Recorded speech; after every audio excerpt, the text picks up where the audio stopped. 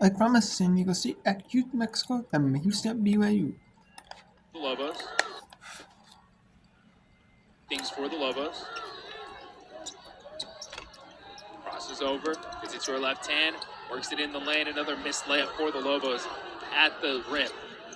55-51. 4:55 left. Villalobos goes downhill on Joaquim. Turns, shot, no good. Rebounded by Reyes. Mitch Bradbury wants some pace. Getting the ball in the front court. It's Wilson. Wilson gets right inside. Turns it to the right hand. A late whistle. And New Mexico is just trying to get to the free throw line. Just going downhill. They finally got the close aware. But they trail by 4, and they need some baskets. San Diego State leads with 4:40 left in the fourth quarter. 6-0 run for the Aztecs, and this is Lobo women. Okay. Now it's Houston at BYU.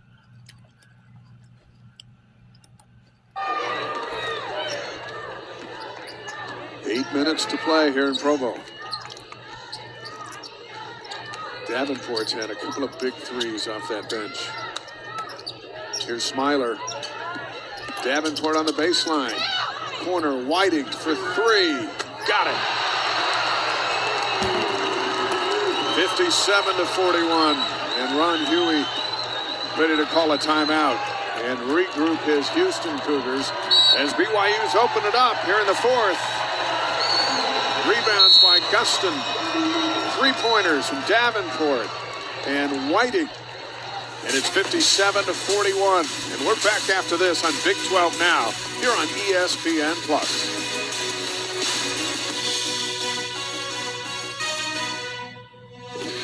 Look who's auditioning for me.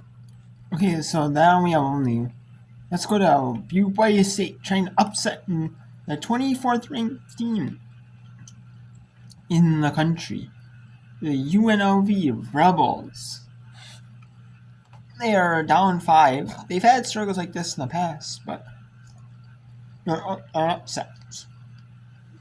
But they've only got 2 after this game. There's this game and 2 games left for the regular season, so you know.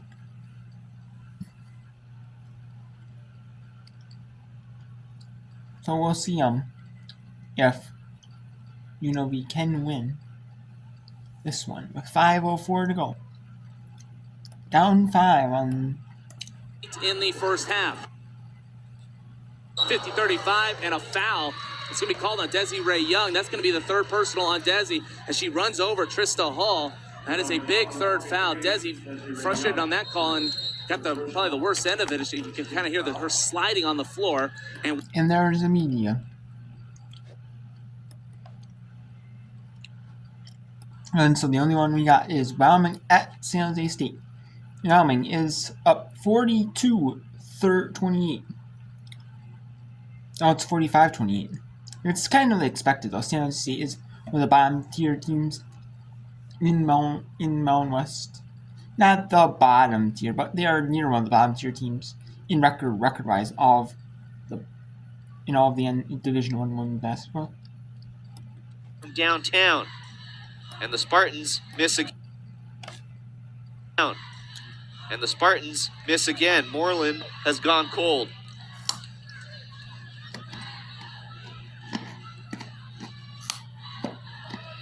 McKenna tries a cross-court pass to Barnes. It is picked off by Davis Jones. Good dribbling to get it across the timeline and stay with it. Spartans need a bucket right here, and they need one bad. Summers. Spinning left side, finds Moreland. Moreland launches a 3. And that is left off the front side of the rim. You don't want Moreland to shoot 3s. You want her to post up. Or if it's against Fertig and you figure that's a mismatch there, have her shoot the 15-footer. Here's McKenna. Barnes launches, and Wyoming hits another triple. This is unlike a three-point display that I have ever seen before. 48-28. Wyoming just cannot miss from beyond the arc. Ma Nice pass inside. Davis Jones on the finish. 48-30. Just over 30 seconds left in this second quarter. To the right side, another triple. This time it's McKenna. And the pain just does not stop for Spartan fans. 51-30. Shot clock has been turned off, and San Jose State, I'm sure they just want to hold for the last shot and get to the locker room here. And try and cool down this Wyoming offensive attack. Moreland with the last shot of the half, or maybe not. There's a foul, a loose ball foul on the rebound. Who's it on? Let's take another look. We're still waiting for the announcement on who the foul is on. It's on Sabrina Ma. So it's on the Spartans. 0.4 of a second left. Wyoming will just inbound the basketball and not take a shot. And at the end of 20 minutes, Wyoming behind fantastic three-point shooting, almost flawless, leads San Jose State 51-30. The Spartans will try and regroup, and we will bring you halftime analysis and statistics when we return. Stay with us. This is Spartan Women's Basketball on the Mountain West Network.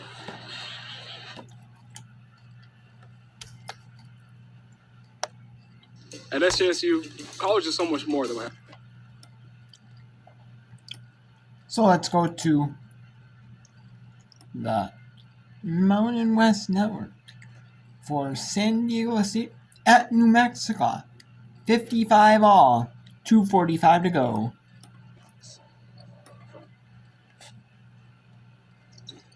Ogman hits both free throws. Lobos take the lead by one. 56-55, 2:40 left. And this building should be loud for the final 2 minutes. A great cut to the basket from Prohaska. Assist Lewis some go-ahead basket. 57-56. 2.5 minutes left in the fourth quarter. Ogman has been battling that knee all night long. Still working hard. Pass out to Reyes. Reyes, left-hand drive. She gets it inside.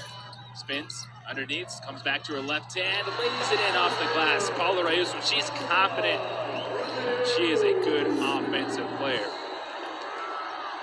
58-57.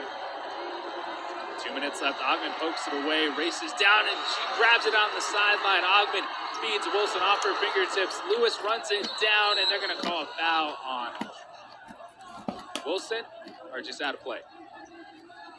It's going to be a foul on Wilson for a collision on the sideline with Lewis. New Mexico just sloppy with the basketball in the fourth quarter. Unum had it. See Ogman trying to get it to Wilson. Lewis did a good job getting her hand in the way. Wilson, foul.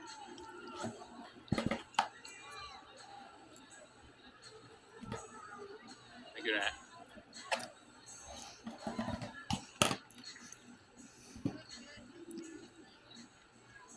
Referees are coming over to the monitor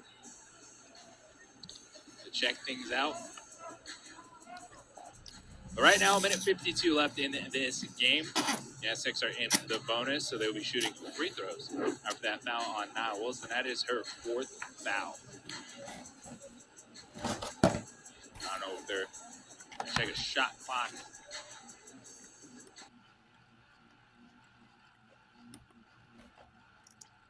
And your final at Williams Arena, Minneapolis, number 6 Iowa.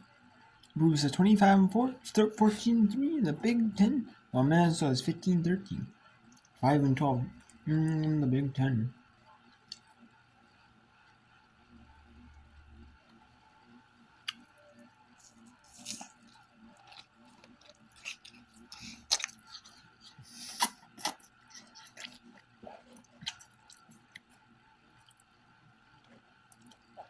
So while they're reviewing the play, let's go to the Big 12 down game. Houston at BYU. 57-45 lead for BYU. couple of times, and the ball never came in, and she never went out. Yeah, that's a good call. 57-45.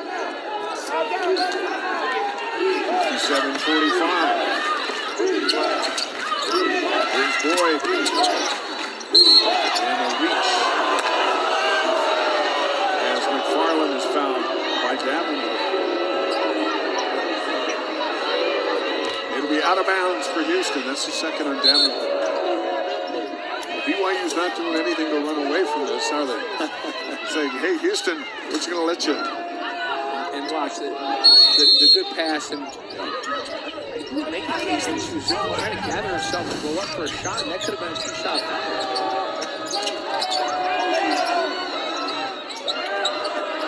Boyd trying to shake Wilson. Up over Wilson. Knocks down the shot. That was impressive. Under 5 minutes to play. And it's a 10-point game. 6 straight by Houston.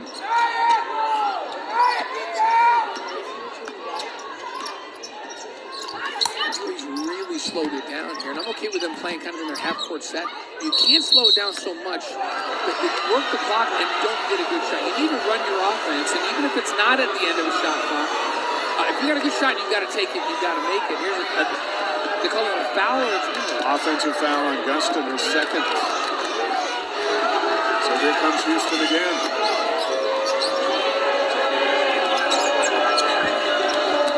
Boyd on the drive. Forces it up, knocked out of bounds off the Cougars. She's upset that the whistle didn't come. We'll have to be careful. Johnson comes over and says, she didn't mean that. You got to have ambassadors out there, right? Peacemakers. Here's Johnson. We see took that extra hop. And Houston turns it over. Here comes the pressure. Ron Huey knows that the defensive pressure is going to keep his team in it.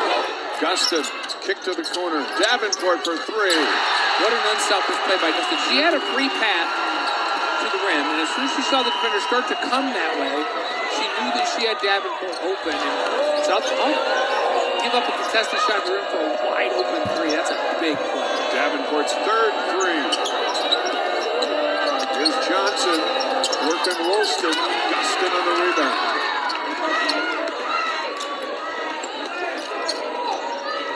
The hot hand is Davenport. She's in the corner.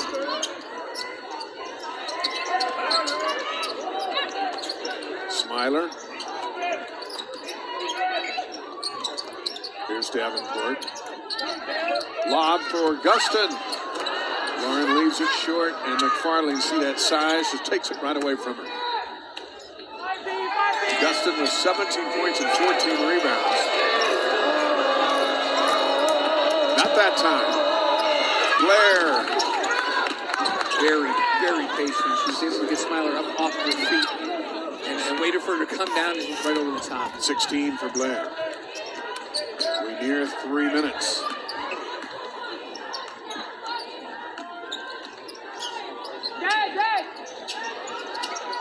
Davenport looks into Gustin. Here's Whiting. They're bound and determined to get that ball down low. Here it is. And McFarland with the block and the rebound, holding her ground down low. She did a good job of going vertical and staying on her feet, staying balanced defensively. Boyd forces it up. Whiting out with it. 3 for Davenport. Heat check. Wilson on the rebound. This time. And Davenport thought about it. She's like, you know what, this is a little closer. I'm feeling pretty good still, but clock is in their favor at this point with an 11-point lead.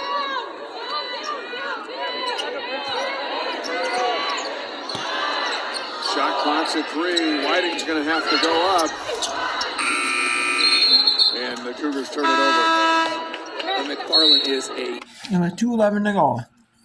BYU at 60-49. So let's go to the end of New Mexico at taking on San Jose State, hosting San Jose State.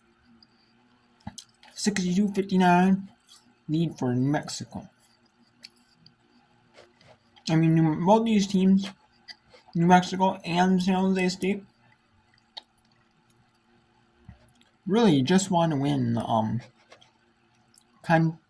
or not win the conference, I guess.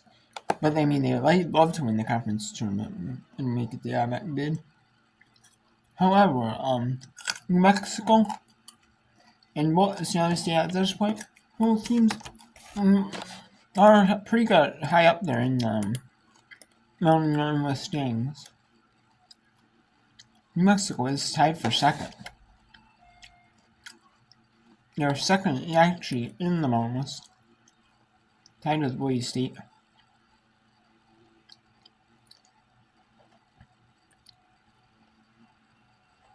And then we have San Jose State in fourth. So, we'll see, if San Jose State, can be in that possibly three-way tiebreaker for second. That would be if they win. Obviously, they would beat New Mexico. And then Boise State would have to follow the UNLV, which is possible. There could be another. It's actually a four-way, five-way. Actually, there could be a four-way tie. That would also be Wyoming. If they hold on against San Jose State, there would be a four-way tie for the second spot in the list. And it's gonna be interesting, then to see who gets stuck.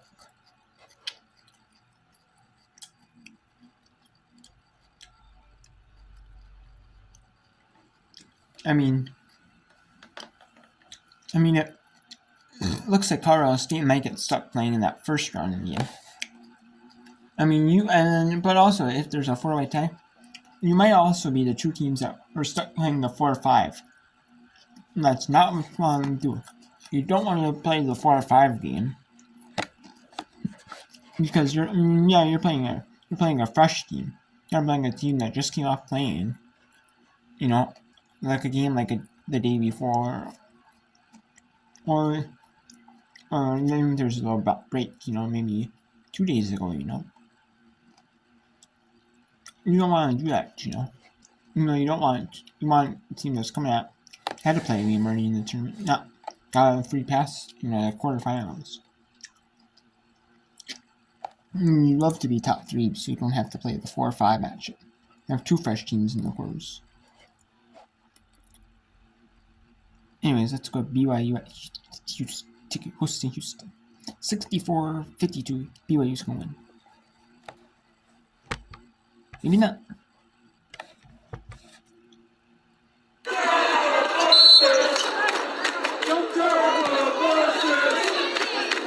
Blair fouled. Gives us a chance to talk about Blair. This is the leader of this Houston team.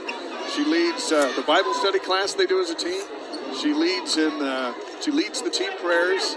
And Ron Huey said, if he's getting all outside of himself, she'll come over and go, hey, I'm going to pray for you. She is on and off the court. Does everything right. And he says she's also got tremendous work ethic. So she leads by example. 17. They do every semester they do a book study. This semester, one of the best is the best. Each player reads a chapter and they pick up passages. And I'm telling you, Ronnie's doing a lot of great things to help these already great human beings be even better. And out come the 2 seniors for BYU, Lauren Gustin and Haley Smiler. What tremendous legacies that both of these players leave. And you talk about toughness, my goodness. I did a game here earlier this year with Haley Smiler, got hit in the head and cut her head open. They went into the locker room. Her family was here for the first time to ever see her play from New Zealand. And she goes back out and plays. I'm thinking, how did she do that? They stapled her head closed in the locker room and she came back out and played. Never seen a tougher player. She wasn't going to miss that game. She had my family came too far, and they're watching tonight. Tremendous defender. Gets the best team's perimeter offensive threat. Everything wants to shut them down. And to Gustin's credit, He graduated, went into the portal, He looked could have around for a little Could bit, have gone a lot of places and decided to come back make history. and be the all-time leading rebounder and put her name in the record books of BYU. And what a tremendous, and to prove to everybody, you know what? I can lead the nation in rebounding in the Big 12. She broke Tina Gunn's record, which had stood since 1980. She will finish her BYU career #1 all-time in rebounds. And she'll also have a win against a Big 12 opponent on her last home game at Marriott Center. Cougars win it by 10. BYU, Houston beat the Cougars by 10 in Houston, and BYU beats the Houston Cougars in Provo by 10. And the big difference in this game was turnovers and points off of turnovers. Houston was able to force BYU into so many turnovers, especially in the backcourt and easy runouts, and they dominated, forcing 25 BYU turnovers. BYU did a much better job.